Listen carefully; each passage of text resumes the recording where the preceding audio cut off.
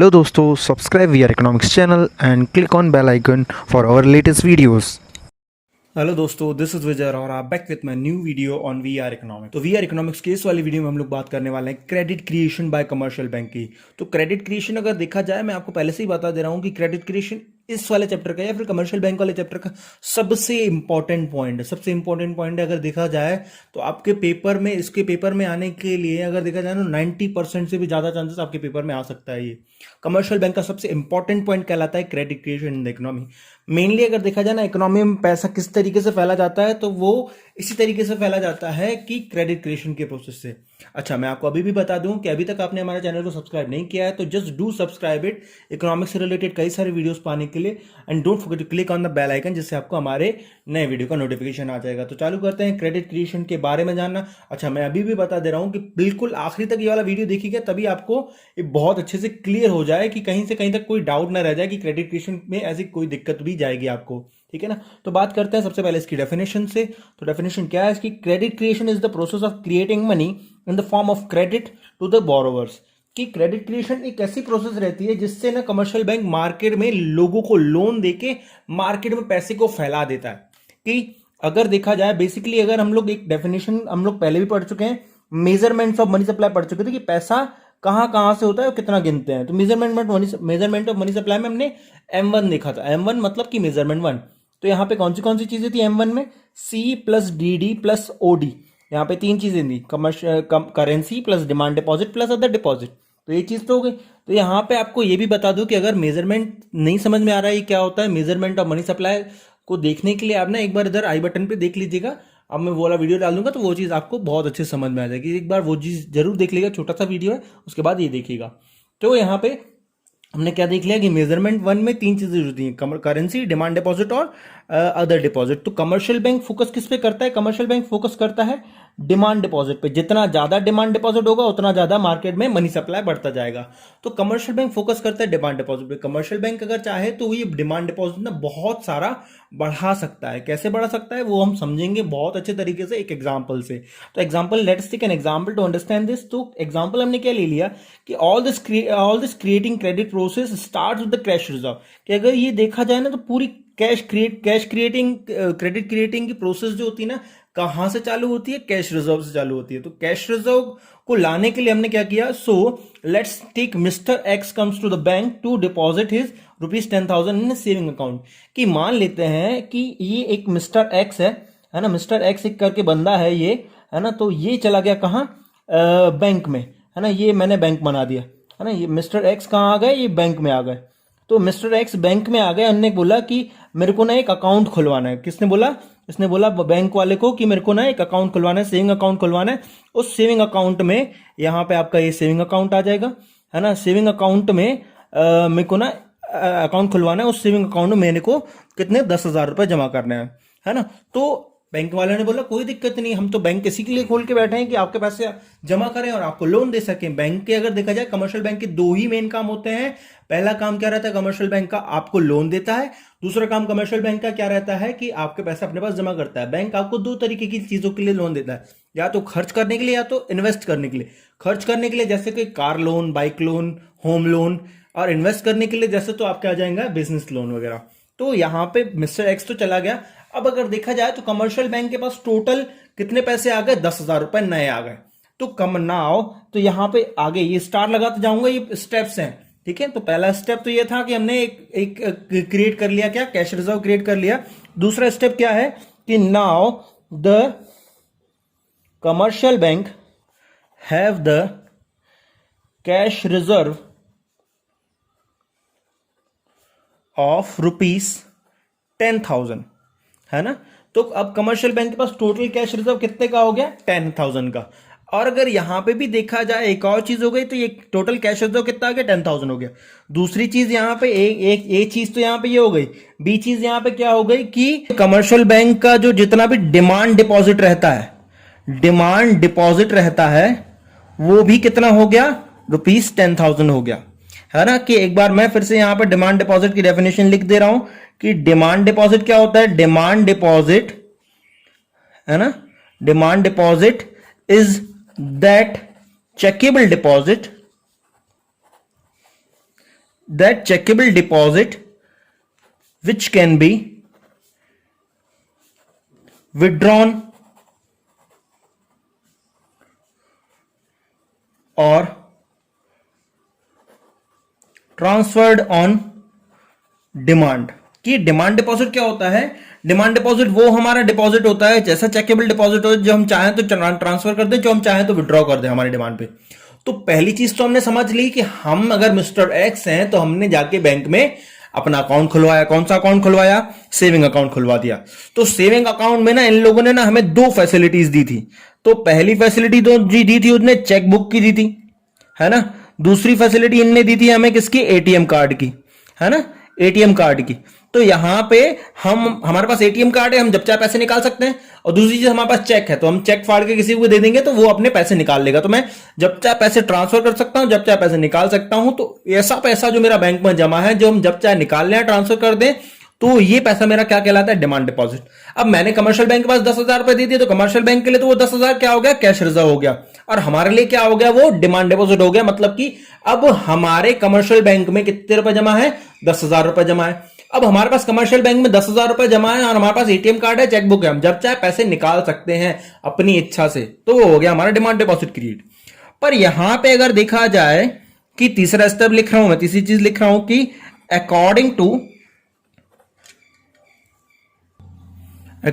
To last 10-year experience, कि पिछले 10 साल से कमर्शियल बैंक के पिछले 10 साल का एक्सपीरियंस ये बोलता है कि अगर कमर्शियल बैंक के पास, यहां पे हमने क्या सुना कि कमर्शियल बैंक का जो पिछले 10 साल का एक्सपीरियंस क्या बोलता है कि कोई भी बंदा ना हमारी बैंक से 10% से ज्यादा पैसे नहीं निकालता।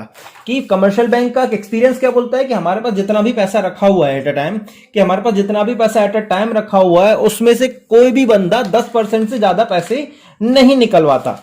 अब यहां पे देखा जाए कि हमारे पास कमर्शियल बैंक के पास, मतलब टोटल अगर पैसा देखा जाए तो टोटल यहां पे देखा जाए टोटल कैश रिजर्व, अगर देखा जाए टोटल कैश रिजर्व और अभी अगर देखा जाए तो डिमांड डिपॉजिट, दोनों इक्वल हैं। आगे जाके कैश रिजर्व और डिमांड डिपॉजिट अलग अलग हो जाएंगे, ठीक है ना।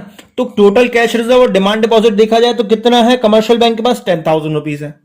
अब कोई भी बंदा है जिसका पैसा जो बैंक में जमा है, वो टोटल पैसा कितना निकालेगा?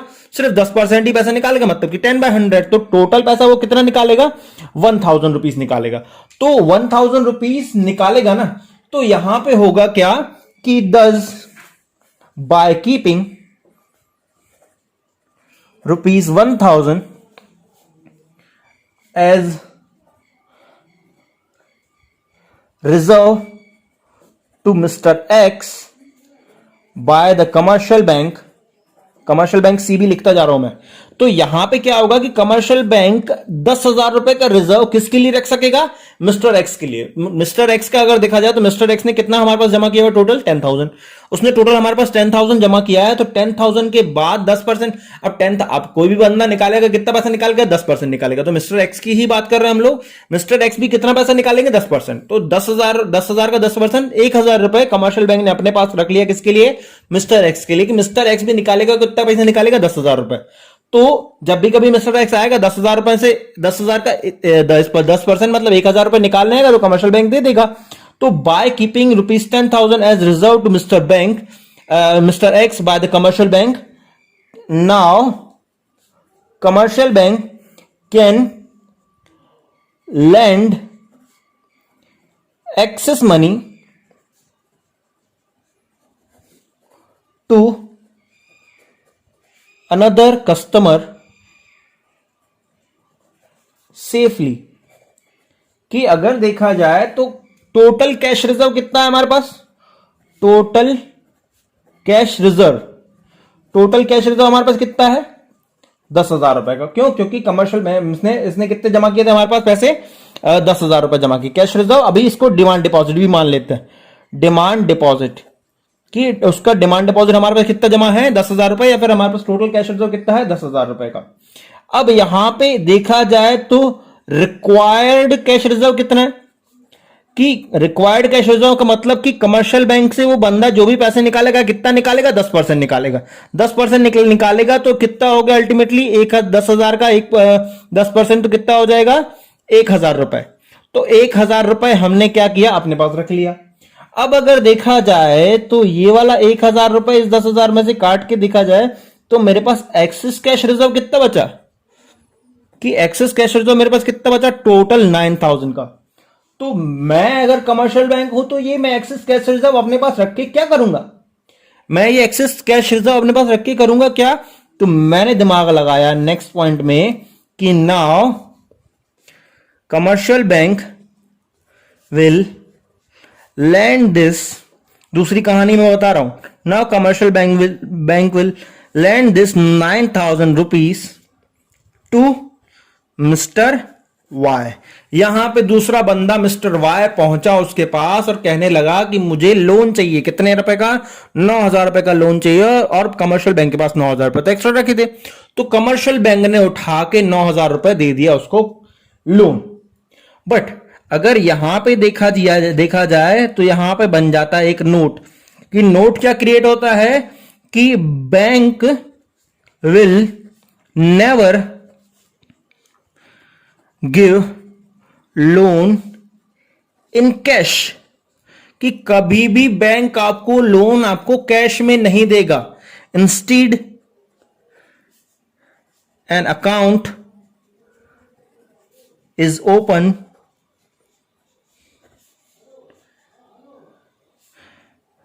इन द बैंक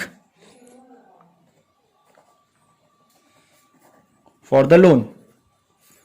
कि अगर देखा जाए कि बैंक ने क्या कहा कि आपको लोन चाहिए तो हम लोन तो दे देंगे, पर हम ना आपको कैश में लोन नहीं देंगे, कि आपका भी एक सेविंग अकाउंट जैसे मिस्टर वाई का था वैसा खोला जाएगा और उस अकाउंट में 9,000 रुपए डाल दिए जाएंगे। तो यहां पे क्या मिस्टर एक्स का था वैसा आपका लोन में उस तरीके के अकाउंट में आपका पैसा डाल दिया जाएगा। जैसे अब मिस्टर वाई की बात करते हैं, तो अब मिस्टर वाई आया किसके पास, ये बैंक के पास, है ना। तो बैंक से बोला इसने क्या कि मुझे लोन चाहिए, लोन चाहिए कितने का, 9,000 रुपए का। तो बैंक ने बोला कि आपका नाम का एक अकाउंट खुलेगा यहां पे, है ना, कि आपके नाम का मिस्टर वाइस के नाम का एक अकाउंट खुलेगा, है ना। तो उस अकाउंट में आपके पैसे डाल दिए जाएंगे कितने, 9,000 रुपए, है ना। अब देखा जाए तो बैंक ने ये क्या दिमाग लगा लिया अल्टीमेटली कि 9,000 तो हमारे पास रखे घूम फिर के, कि बैंक के पास ही रखें।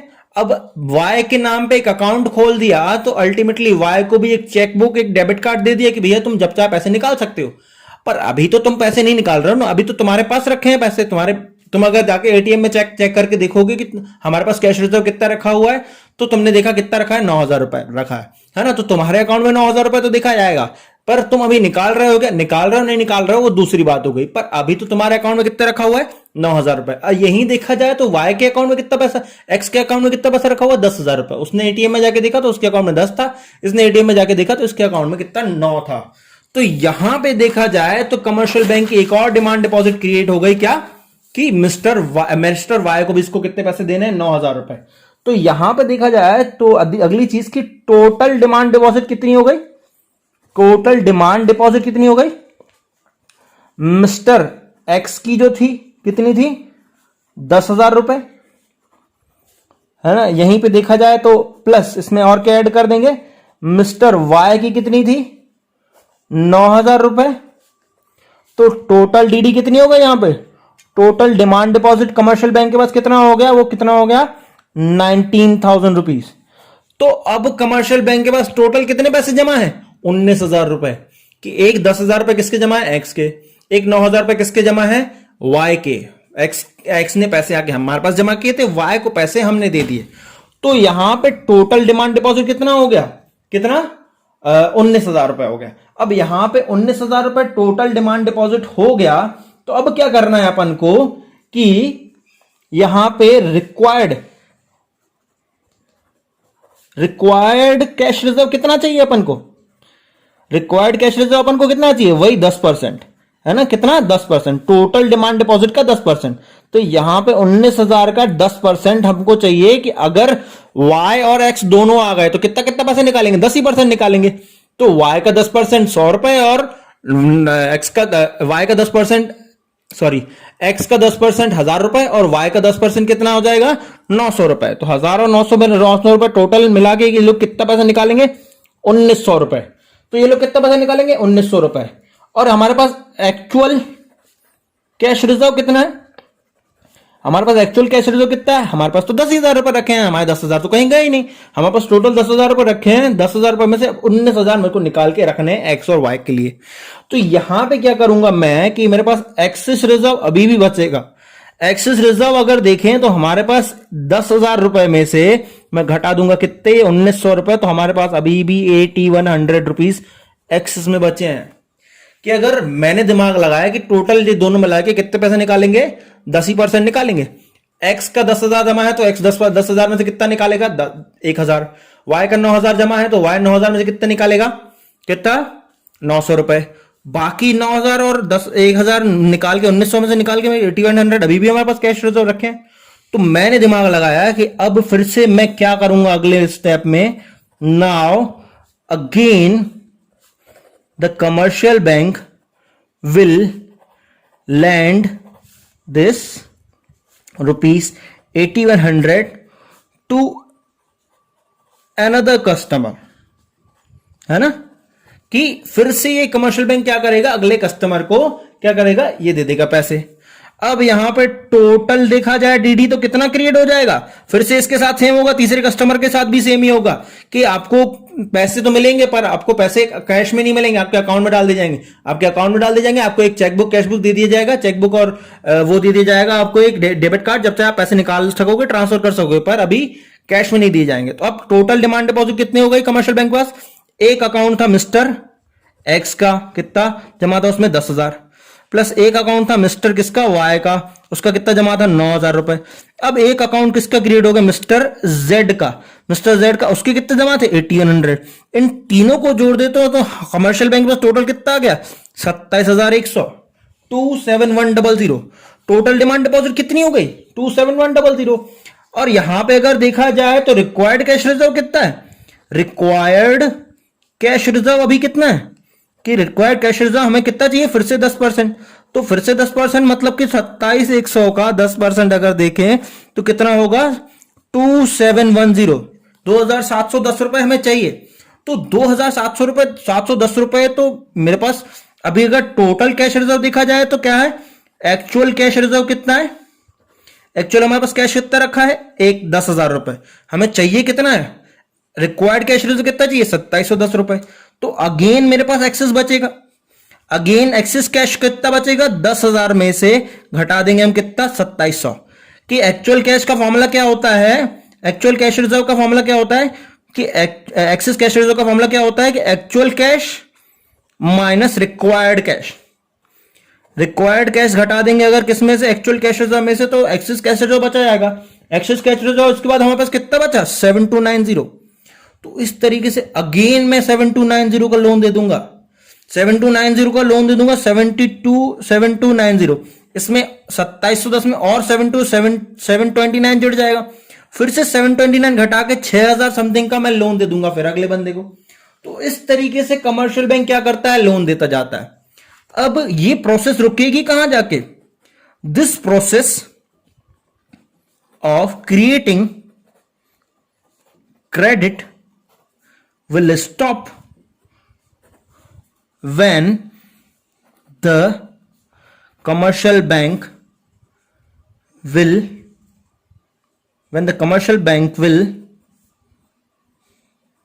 reach the excess cash reserve of ₹0। कि जब कमर्शियल बैंक के पास 0 रुपए बचेगा एक्सेस कैश रिजर्व में, तब जाके कमर्शियल बैंक इस प्रोसेस को, क्रेडिट पैसा फैलाने वाली प्रोसेस को क्या कर देगा रोक देगा। यहीं पे अगर देखा जाए तो ये तो पूरी कहानी बन गई है ना। तो यहां पे हमने 2-3 बैलेंस शीट के हिसाब से भी हम आपको समझा दे रहे हैं कि सबसे पहली बैलेंस शीट तो ऐसी बन गई कि मिस्टर एक्स आया था ये हर बार बैंक की बैलेंस शीट बन रही है, हम आपको बता दें तो, है ना। किसकी बैलेंस शीट बन रही है? यहां पे बैलेंस शीट में लायबिलिटी अमाउंट, एसेट अमाउंट। तो यहां पे क्या है? Balance sheet. बैलेंस शीट किसकी बन रही है? किसकी? बैंक की, है ना। बैंक की बैलेंस शीट बन रही है। तो यहां पे सबसे पहले तो क्या था? कैश डिपॉजिटेड, है ना, डिपॉजिटेड बाय एक्स। कितना जमा किया था एक्स ने? हमारे पास 10,000 रुपए। तो हमारे पास टोटल इस साइड कितना दिखेगा? 10,000। अब कमर्शियल बैंक की लायबिलिटी बनती है, एक्स ने 10,000 रुपए जमा किए हैं, तो कमर्शियल बैंक को देना है हमें कितने? 10,000 रुपए। क्यों? क्योंकि कमर्शियल बैंक की यहां पे क्रिएट हो गई थी demand deposit of mister x, है ना। मिस्टर एक्स के अब हमारे पास 10,000 रुपए जमा है। अब यहां पे दूसरी बैलेंस शीट कब बनी? कि बैलेंस शीट किस तरीके से बनी? दूसरी बैलेंस शीट कि यहां पे एक्स का तो ठीक है, अब यहां पे जुड़ेगा कौन? वाई भी जुड़ेगा। तो यहां पे आ जाएगा लायबिलिटी अमाउंट, एसेट्स अमाउंट। तो यहां पे सबसे पहले कैश डिपॉजिट तो है ही एक्स का कितना? 10,000 रुपए। यहां पे डिमांड डिपॉजिट तो है ही एक्स का कितना? 10,000 रुपए। यहां पे हुआ क्या कि हमने इस बार अगली बार दे दिया था, लोन दे दिया था किसको? वाई को। और लोन्स रहते हैं क्या? एसेट्स। तो यहां पे आ जाएगा लोन टू मिस्टर वाई।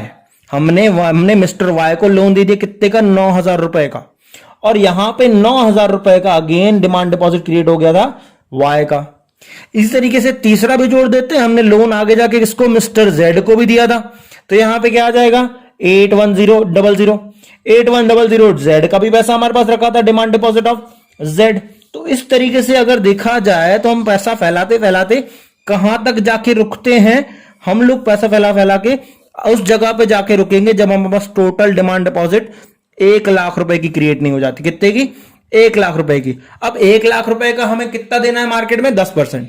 तो 10% कितना होगा 1,00,000 रुपए का? 10,000 रुपए। तो 10,000 रुपए तो हमारे पास एक्चुअल कैश रिजर्व था ना, तो हम दे देंगे। तो यहां पे जाके क्रेडिट क्रिएशन की प्रोसेस खत्म होती है। अब इसके बाद क्रिएट होता है इससे रिलेटेड डाउट्स।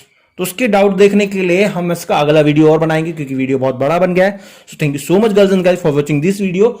इसका अगला वीडियो और ज्यादा इंपॉर्टेंट रहेगा, क्योंकि इससे रिलेटेड डाउट्स आपके वहां पे क्रिएट हो जाएंगे। Thank you so much girls and guys, bye bye.